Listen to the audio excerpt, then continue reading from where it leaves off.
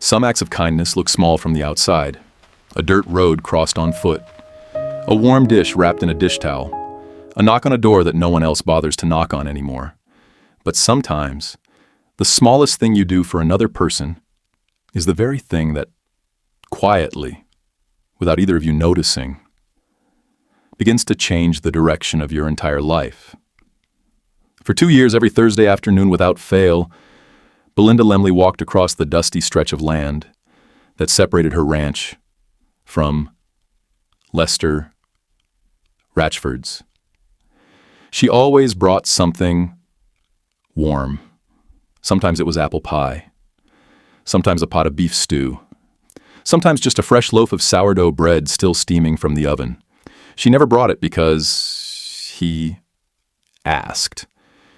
She brought it because she understood, maybe better than most people, what it felt like when a house stopped feeling like a home. Lester never asked. Lester never would have. He was the kind of man who had spent 57 years doing things the hard way. Quietly, without complaint, without needing anyone to notice. He had broad shoulders that stooped just slightly now, silver gray hair swept back beneath a weathered cowboy hat, and blue-gray eyes that had once been full of laughter. These days, those same eyes held a different kind of depth, the kind that comes from loving someone completely and then learning, the worst possible way, that love is not a guarantee of permanence. His wife, Denise Ratchford, had died 2 years ago on a Tuesday morning in October. The town of Cedar Ridge had mourned with him. Casseroles appeared on his porch for weeks. Reverend Charles came by twice. The neighbors waved from their from their trucks. And then, the way life always does, the world kept moving. And Lester was left standing still in the middle of a kitchen that smelled like her perfume for months after she was gone. Belinda had been 26 when Denise died. She lived alone on the Lemley property next door, a ranch her parents had left her, and she had watched Lester through the quiet months that followed. She watched the flower beds Denise had planted go untended. She watched the lights in his house go dark earlier and earlier each evening. She watched a strong man shrink quietly inside himself, and she decided, not with fanfare, not with announcement, that she would not let that happen without a fight. So she started coming on Thursdays. She never made it a big thing. She would knock, hand him whatever she had brought, and if he was willing, she would sit on the porch with him and talk about ordinary things, the weather, the cattle prices, the road that the county kept promising to fix, but never did. She made him laugh sometimes, without even trying. And somewhere in those simple Thursday afternoons, Lester Ratchford began to look forward to Thursday the way he had once looked forward to very little. Neither of them saw it clearly. Not yet. Lester rose at 5 a.m. the way he always had, even when there was no particular reason to. He fed the cattle. He walked the fence line. He drank his coffee on the porch alone and watched the sunrise paint the sky above the Texas hill country in shades of gold and dusty rose. It was beautiful. It had always been beautiful. But somewhere along the way, he had stopped being able to enjoy beautiful things without reaching sideways for someone who was no longer there. He had a photograph of Denise on the mantel. Chestnut hair, warm smile, a simple blue ranch dress. She was laughing at something just off to the left of the camera, and whoever took the picture had caught her in the exact moment her joy was unguarded. That photograph had kept him company through 2 winters now. His ranch hand, a young man named Bo Tillman, came by 3 mornings a week to help with the cattle. Bo was 24, good-natured, and had the good sense not to ask personal questions. Lester appreciated that. "Mr. Ratchford, you eat anything this morning?" Bo called from across the yard one Thursday, squinting against the early sun. "Had coffee," Lester said. "That ain't eating."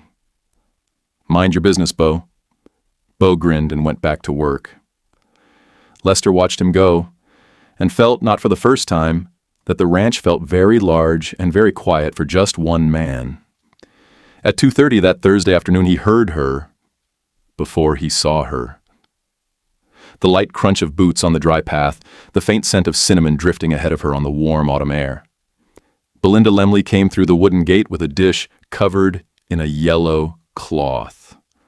Auburn hair, pinned up in that loose country bun she always wore. Hazel eyes, bright and unhurried. She had on her soft yellow floral dress and the white apron she never seemed to take off on baking days. And she was smiling the way she always smiled, like she had nowhere else in the world she needed to be. "Peach cobbler," she said, holding the dish toward him. "Denise's recipe.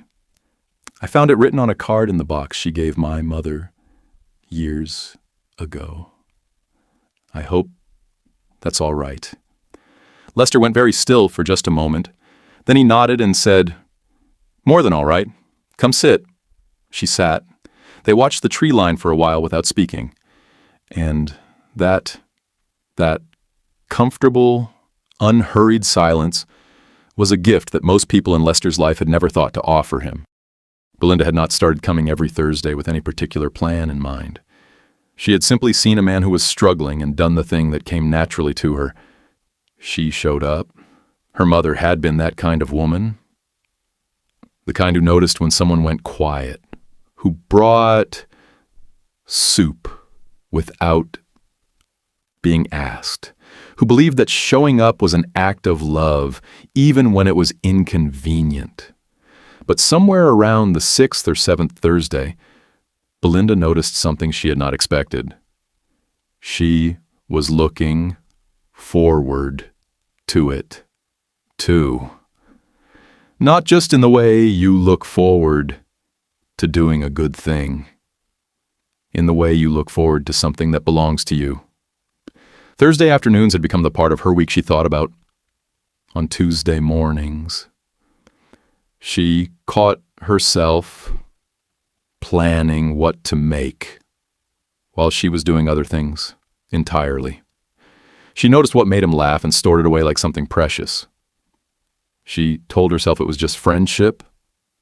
She told herself a lot of things.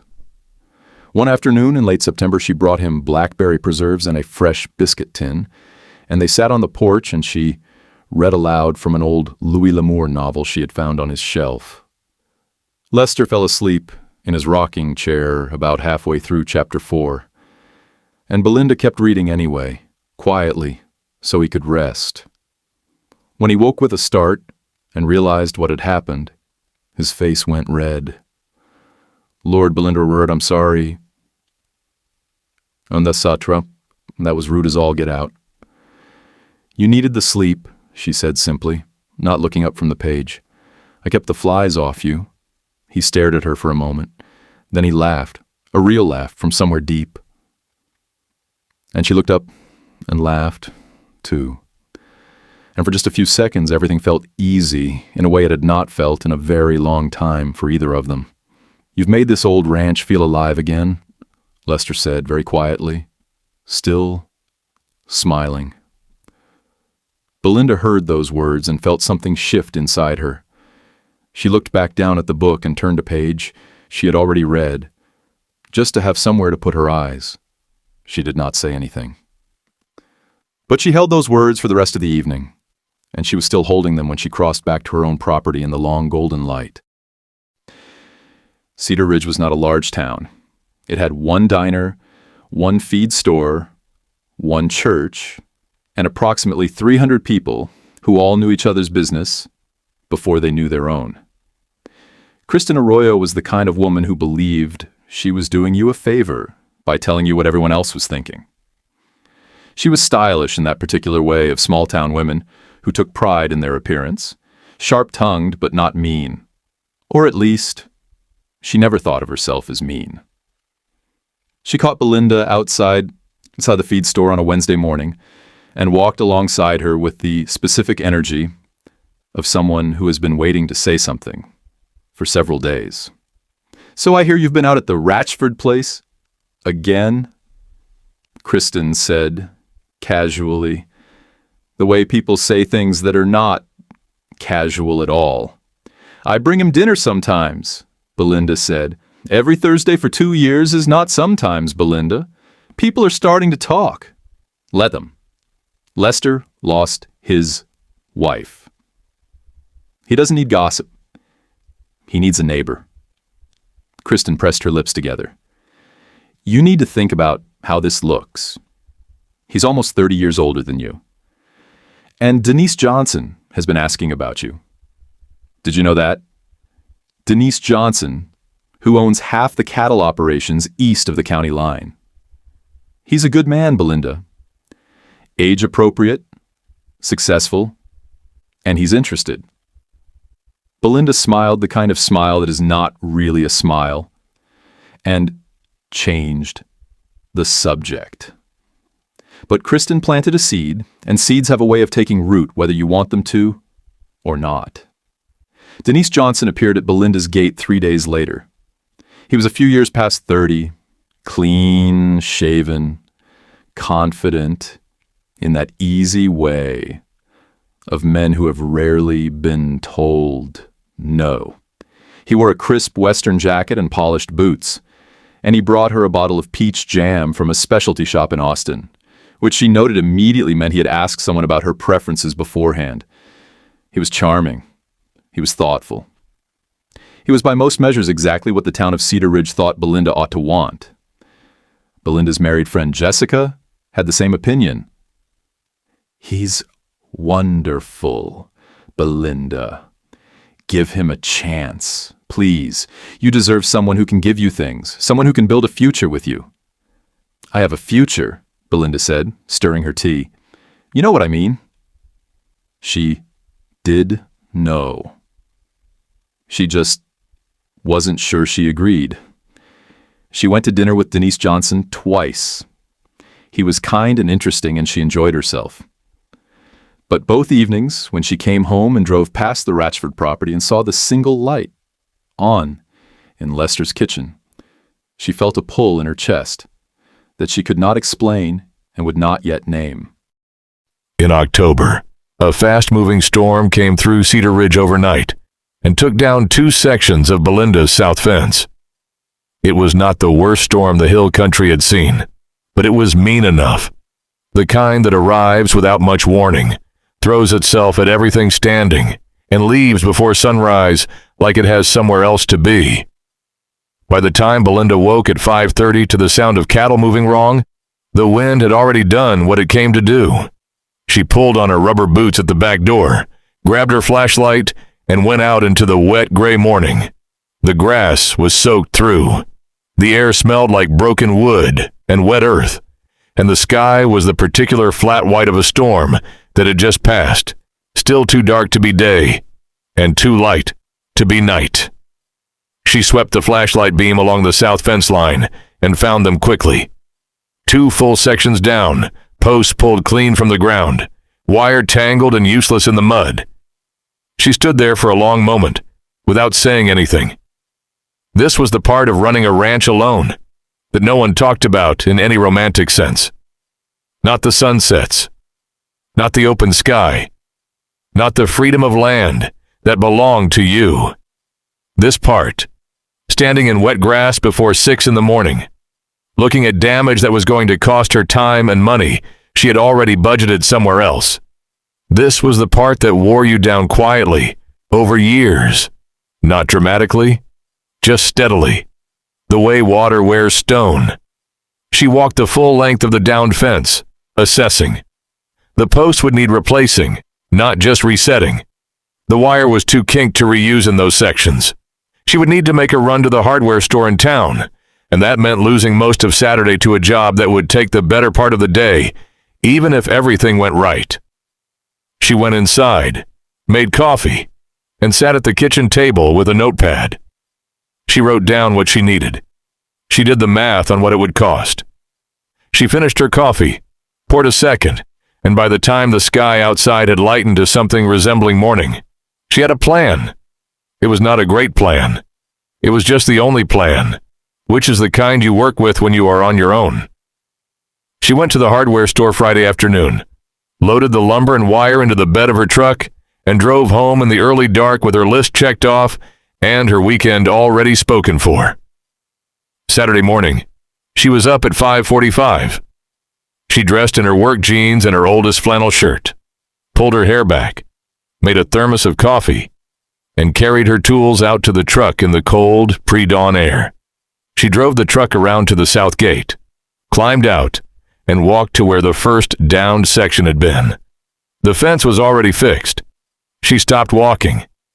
Both sections. Solid new posts set deep and square. Fresh wire strung clean and tight.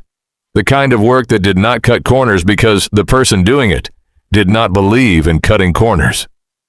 She walked to the nearest post and grabbed it with both hands and pulled. It did not move. She crouched and looked at the ground around the base, packed and tamped properly, not rushed. She walked the entire length of both repaired sections slowly, running her hand along the wire, looking for any detail that might tell her something about who had done this and when. The ground around the post was still slightly soft from the rain. The boot prints in the mud were large, a man's boots, wide set, the tread of someone who worked on their feet their whole life. Multiple trips back and forth. Whoever it was had carried the materials in from somewhere, worked in sections, and cleaned up after themselves. There was no scrap lumber left behind, no extra wire coiled against the post. Just the finished work, standing solid in the morning light, like it had always been there. Belinda straightened up and looked around the empty field. She felt something she could not immediately name. Not quite gratitude, though it was that. Not quite confusion, though it was that too. Something underneath both of those things. The particular feeling of discovering that someone has been paying attention to you in a way you did not know. She asked Bo Tillman when she passed him at the gate that afternoon. He was loading feed bags into the barn, and he looked up when she asked, and then he looked back down at the bag in his hands and shrugged in the specific way of a person who knows exactly what happened and has been told not to say. "Couldn't tell you," he said. "Bo." "Couldn't tell you, Miss Lemley. I'm sorry." She let it go. She drove over to old Bill Crawford's place on the east side, knocked on his door, and waited while he made his way to answer it slowly in his slippers. He was 82, sharp as he had ever been, and he hadn't seen a thing. He told her so, while squinting at her with the expression of a man who found the whole question mildly interesting. "Storm do that fence in?" he asked. "It did, and someone fixed it without telling me." Bill Crawford considered this. "Well," he said finally, "worse things than that to have happened to you."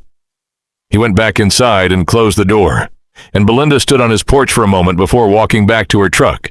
She let it go. She told herself it was a neighbor being kind. She told herself she would find out eventually and thank them properly. She drove home and put her unused lumber in the equipment shed and tried not to think too hard about the boot prints in the mud. It happened again in November. A bad night of wind came through on a Wednesday. Not a full storm this time, but sustained and hard.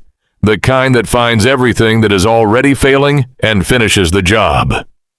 Thursday morning, she found the east gate hanging wrong. The lower hinge had finally given out, the one she had been watching for weeks and putting off replacing, because there was always something more urgent. She made a mental note to deal with it on the weekend. Friday morning, the hinge was new, not repaired, replaced entirely, with hardware that was a grade better than what she would have bought herself, installed cleanly and without fuss. She stood at the gate and swung it twice, listening to it move without complaint. And she felt that thing again. That specific, unnameable feeling. Larger this time. The following week, she noticed the feed barn roof. A section at the northwest corner had been lifting slightly for most of the fall. The kind of slow failure that starts small and becomes serious if you let a hard winter get at it. She had been watching it the way you watch something you haven't gotten to yet. With low-level worry she had learned to keep in a separate mental drawer. It had been patched. Properly. With new materials that matched the existing roof better than she would have expected a quick repair job to. Whoever did it had gone up on that roof in the dark, or in the very early morning, in October or November, cold, and done the job right. She sat in her truck in the barn lot for a while after she found that. She thought about the fence posts. She thought about the gate hinge. She thought about the lumber she still had stacked unused in her equipment shed. She thought about Bo Tillman and the particular way he had looked at his hands when she asked him. She thought about a large pair of boot prints in soft mud that she had not been able to stop thinking about for 3 weeks. She knew. She did not have proof. She did not have a confession. But she had spent enough time with Lester Ratchford to know how he moved through the world, quietly, practically, without announcement, expressing the things he could not say out loud through the work of his hands. It was the language he had always spoken. She had watched him fix a fence post at his own property with the same specific care she was looking at now. She had watched him notice small things wrong with equipment and correct them without making a production of it. She had watched him be, without ever saying the word, the kind of man who believed that taking care of something was the same as taking care of someone. She sat in her truck and she looked at the patched roof of her barn, and she thought about a man who came out in the dark, alone, in October cold, to fix what storms had broken on her land. She thought about what that was, not what it meant in a grand sense. Not yet. She wasn't ready for the grand sense, but in the smallest, most honest sense, what it was, what it said about a person. What kind of care moves in the dark without asking for anything in return, without leaving a note, without even allowing itself to be acknowledged? She sat there until the morning got cold enough that she had to start the truck. And then she drove back to the house, and she put the kettle on, and she stood at the kitchen window looking out at the barn with a new patch on its roof. And she held that thing that had no name yet, carefully. The way you hold something you are just beginning to understand is precious. The storm that came in mid-November was a different creature entirely. It built for 2 days. A low, greenish sky, a pressure in the air that made the cattle restless, and the dogs pace. Belinda had done everything right, secured the gates, brought the horses into the barn, checked the latches twice. She went to bed at 10 with the radio on, and the wind already picking up. At 2 in the morning, the south gate blew open. She was out of bed and into her boots before the second crash. By the time she was in the yard with a flashlight, the wind was throwing rain sideways, and she could hear cattle somewhere in the dark where cattle were not supposed to be. She counted quickly in the beam of her light. 6, maybe 7 missing. She was pulling on her slicker and calculating whether she could do this alone when she saw headlights coming fast down the dirt road from the Ratchford property. Lester came through the gate in his old ranch truck, Bo Tillman riding beside him. He was already in his slicker, already wearing his work gloves, already calm in the way of a man who has dealt with emergencies long enough to stop panicking about them. "South pasture," he called over the wind. "Yes, 6 head at least. Bo, take the east side. Belinda, with me." She did not argue. There was no time for arguing. They spent 2 hours in the storm, in the dark, on horseback and on foot, pushing cattle back through mud and rain. Lester went into a ditch after one particularly stubborn heifer and came out covered in mud to his elbows, and Belinda caught the animal by the halter while he climbed out, and they looked at each other in the rain for 1 second, soaked, exhausted, laughing despite themselves, and the laughter died into something quieter and more complicated that neither of them addressed. They got every single animal back. At 4:30 in the morning, they sat on Belinda's porch wrapped in dry blankets, drinking hot coffee and listening to the storm ease off. The silence between them was the warm kind. "You didn't have to come," Belinda said. "No," Lester agreed. Then he said nothing else, because he could not have explained it in a way that would have sounded like anything other than the truth. And the truth was something he was not quite ready to say out loud. The morning after the storm, Belinda went looking for Bo Tillman. She found him behind the Ratchford barn, cleaning tack. She stood in the doorway until he looked up, and then she said, "The fence repairs, the gate, the barn roof. That was Mr. Ratchford, wasn't it?" It was not a question. Bo looked at the leather strap in his hands for a long moment. "He'd fire me if I said." "He won't find out it was you," she said. "I figured it out on my own." Bo sighed. Every time there was a storm bad enough to do damage, he'd drive over after it passed. 1, 2 in the morning sometimes. He's got a key to your equipment shed. Your dad gave him one years ago, and I guess he still had it. He didn't want you to know." "Why not?" Bo looked at her steadily for a moment. "Ma'am, he didn't think he had any right to." Belinda went very still. Then she thanked Bo and walked back to her truck and sat in it for 10 minutes without turning the key. She thought about a man who came out in the dark, in the cold, without telling anyone, to fix what storms had broken on her land. She thought about what that was. She thought about the word she had been carefully avoiding for several months now, and she stopped avoiding it. Around the same time, Denise Johnson arrived at Belinda's door. He stood on her porch with his hat in his hands, and something in his face was different, softer, without the easy confidence he usually carried. "I've been asking myself whether I should say this," he began. "But I think I'd rather say it and be wrong than stay quiet and regret it. You don't look at me the way you look when someone mentions Lester Ratchford's name." He paused. "I'm a good man, Belinda, but I'm not blind." She looked at him for a long moment. "You are a good man, Denise." "I know," he said with a small smile. "But that's not what I was asking." He put his hat back on and left, gracefully, without bitterness, and she watched him go and felt a wave of warmth and sadness and relief all at once. It was Lester who found the letter.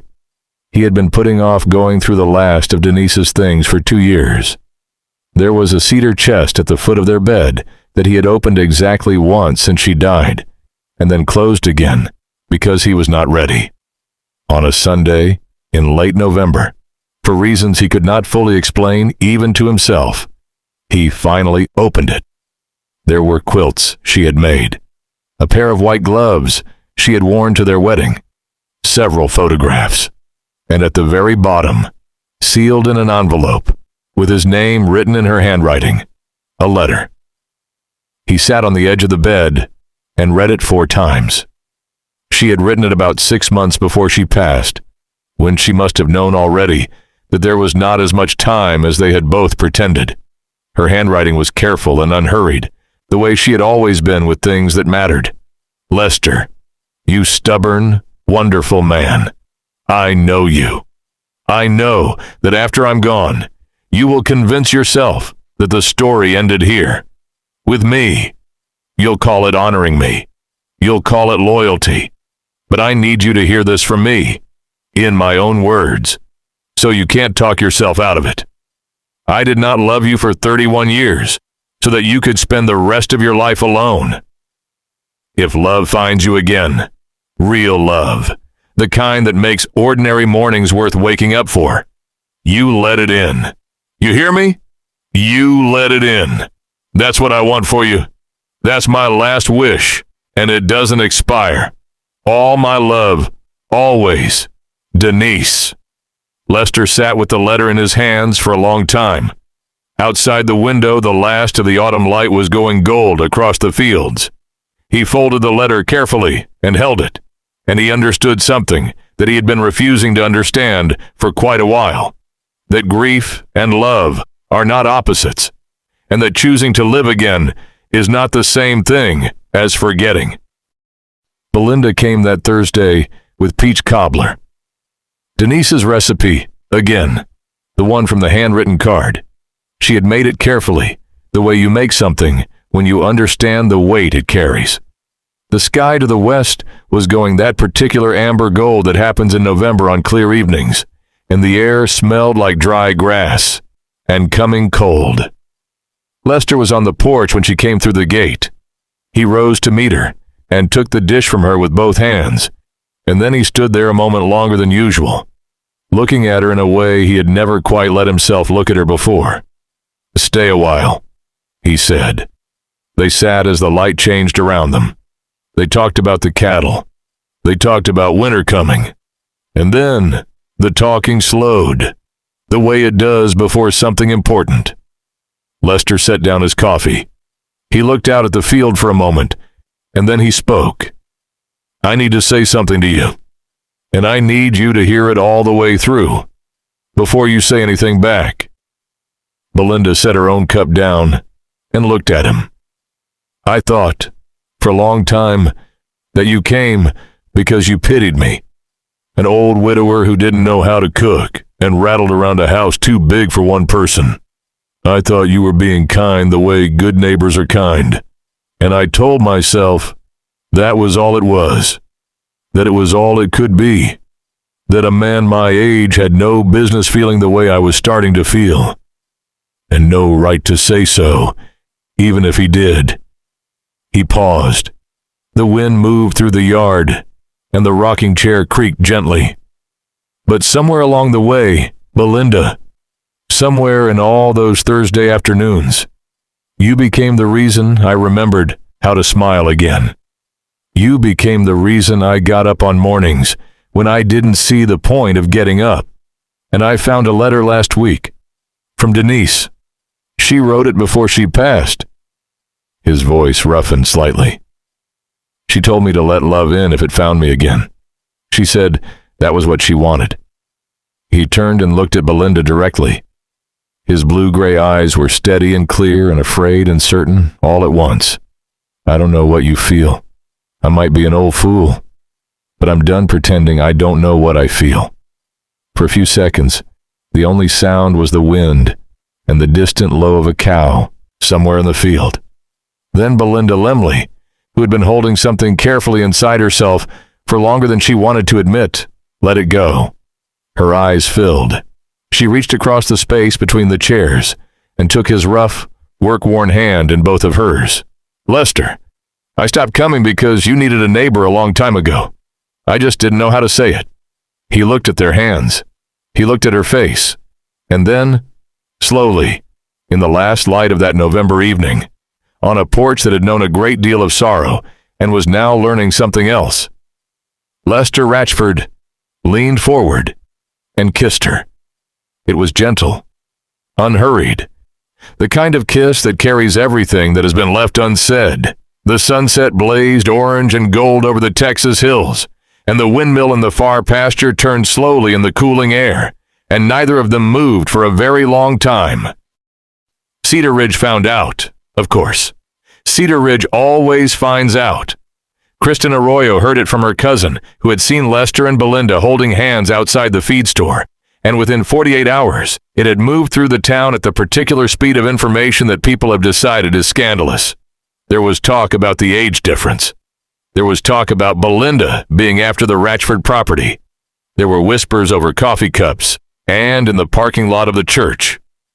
On the first Sunday in December, Reverend Charles stood at his pulpit and said nothing about Lester or Belinda by name. He simply preached about judgment. "There is a poverty of imagination," he said, in that quiet voice that always made the congregation lean forward to hear him, "in measuring love by arithmetic. A man's worth is not in his years, and a woman's wisdom is not in her youth. I have buried enough people in this county to tell you, with full confidence, that the saddest words I have heard at gravesides are almost never about the chances taken. They are almost always about the chances that weren't." The church was very still after he said that. Kristen Arroyo sat in the third pew and looked at her hands. She thought about the things she had said to Belinda. She thought about the speed with which she had decided she knew what was best for someone else's life. She was quiet through the rest of the service. She appeared at Belinda's door the following Tuesday with a jar of honey and the specific, slightly uncomfortable expression of a woman who has decided to do the right thing. "I think I owe you an apology," Kristen said. "I was more worried about what people would say than about what would actually make you happy. That was wrong of me." Belinda looked at her for a moment, and then she smiled. The real one. The wide, warm one she couldn't help, and said, "Come in and have some coffee." Denise Johnson, for his part, had already sent Lester a handwritten note. Short, genuine. She chose well. Take care of her. Lester read it twice, then folded it and tucked it beside Denise's letter in the cedar chest. By Christmas, the talk had mostly changed its nature. People were still discussing them.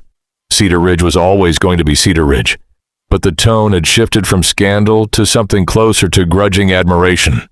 Lester Ratchford, who had been slowly disappearing into his grief for 2 years, was visible again. He stood straight. He laughed at the hardware store. He went to church on Sundays and sat beside a young woman in a yellow dress, and did not appear to be the least bit sorry about any of it. And when old Bill Crawford told his wife that evening that it was the most hopeful thing he'd seen in years, she said she'd been thinking the same thing. The wedding was held on the Ratchford property on the first Saturday of April, when the hill country was blooming, and the air had that particular sweetness that comes with spring arriving in Texas. Belinda walked across the same dusty road she had walked every Thursday for 2 years. But this time, she was in a simple ivory dress, with wildflowers tucked into her auburn hair, and she carried nothing except her own happiness. Reverend Charles performed the ceremony on the porch. The old wooden porch where so much had quietly happened between two people who had not known for a long time what they were building. Kristen Arroyo cried, which surprised everyone, including Kristen. Jessica grabbed her husband's arm and whispered, I knew it all along," which was not true, but love makes people revise history with great affection. Bo Tillman stood at the back in a clean shirt and grinned the entire time. Denise Johnson sent flowers. Lester stood on that porch in his best shirt and a new pair of boots, and watched Belinda walk toward him across the yard. And if there was something in his blue-gray eyes that held the memory of another love as well as the joy of this one, that was not a contradiction. It was the fullness of a life that had learned to carry more than one truth at once. She reached him. He took her hands. "You sure about this?" he asked, in a low voice, with a hint of the old teasing. "I've been sure for longer than you know," she said. Reverend Charles began, and the afternoon light fell warm and golden over the Ratchford Ranch, and somewhere in the field, the cattle moved slowly through the spring grass, unbothered, and the windmill turned. After the ceremony, they held a long lunch under a tent in the yard, and at the end of the afternoon, before the last guest left, Lester and Belinda stood together and announced what they had been quietly planning for weeks. Every year on the Saturday closest to the anniversary of Denise Ratchford's passing, the Ratchford Ranch would host a free community dinner, open to anyone in Cedar Ridge, in particular, open to any widow or widower who was spending that season alone. No charge, no agenda, just a table and food, and the simple, radical act of making sure no one had to carry something heavy in total silence. They called it Denise's Table. The first year, 11 people came. The second year, 26. The third year, they had to borrow tables from the church hall and set them up in the pasture, and Reverend Charles said the blessing. And the evening was so full of laughter and old stories and second helpings that nobody wanted to go home. And every year, at the end of that dinner, Lester and Belinda would stand on the old wooden porch and look out at the people gathered in the yard below.